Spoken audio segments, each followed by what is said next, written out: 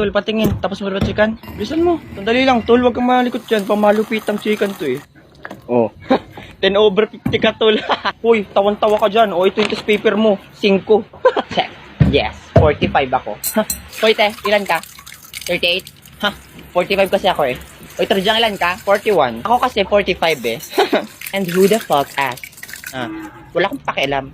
Basta alam ko maganda ako. Nagmamaang-maangan pa pero halatang inggit naman. Uy, Trisha, ilan ka? 42 ako. Alabor lolo, himala. 47 ako. Sinong 47? Si Trisha. Bakit? Papalag ka? Kailangan mag-way, loloy. Gusto kong makausap si Trisha. Trisha, pwedeng patingin ng papel? Teka, bakit naman? Akin na.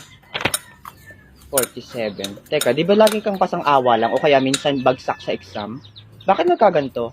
Nandaya ka, no? Hoy, ano na naman ang singhot mo, Jinggil? Por loloy, huwag ka magalit. Trigger na paghahalata ang guilty. Siguro ninakaw niya yung questionnaire, no? Di kaya, nag-review talaga kami. Anong nag-review?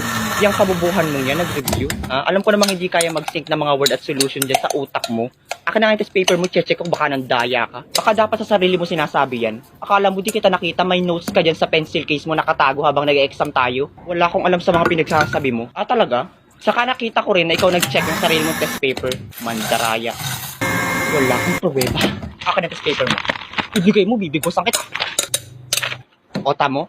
Puro bura? Halatang pinagbabago mo? Saka sabi naman kapag may bura daw, i-consider na wrong. Don't you worry, Trisha. I got your back.